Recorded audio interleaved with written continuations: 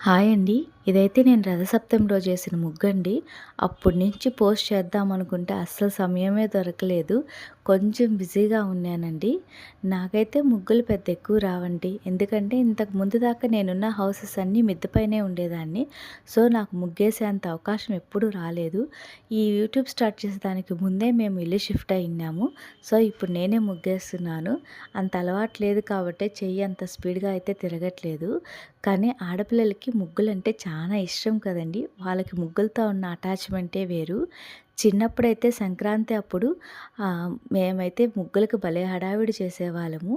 ఇంటి ముందంతా పేడతో అలికించి వీధి మొత్తం చూసేవాళ్ళము. ఎవరు ఏ ముగ్గేశారా అని. మా అమ్మ దగ్గరికొచ్చి, "అమ్మ ఎదురింటి ఆంటీ ముగ్గేసింది, మా పక్కింటి ఆంటీ నెమలి ముగ్గేసింది. మనం దానికంటే పెద్ద ముగ్గేయాలని" చెప్పి విసిగిచ్చేసేదాన్ని. అప్పట్లో లోగిళ్ళు కూడా పెద్దవిగా ఉండేటివండి. ఒక ముగ్గేస్తే అస్సలు ఊరుకునే వాళ్ళం కాదు. 2, 3 ముగ్గులేసేవాళ్ళము. రాత్రి మొదలుపెడితే ముగ్గు తెల్లారుజాము కాడైపోయేది. పొద్దున వరకు వేస్తూ ఉండేవాళ్ళం.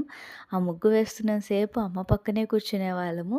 "ఈ కలరేయి మమ్మీ, ఈ కలరేయి మమ్మీ" అని అడుగుతూ ఉండేవాళ్ళము. ఇప్పుడు పిల్లలైతే ముగ్గులు వేస్తుంటే కనీసం రావట్లేదండి. అది జనరేషన్ ప్రాబ్లమో మరి ఫోన్ ప్రాబ్లమో కానీ 24 అవర్స్ ఆ ఫోన్‌కే అతుక్కుపోతున్నారు.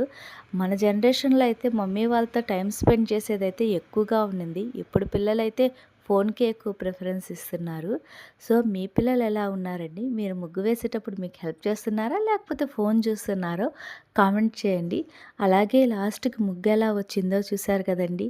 మీకు నచ్చితే ఒక లైక్ ఇవ్వండి. బాగుంటే ఒక చిన్న కామెంట్ చేయండి. మీ కామెంట్ కోసం వెయిట్ చేస్తుంటాను.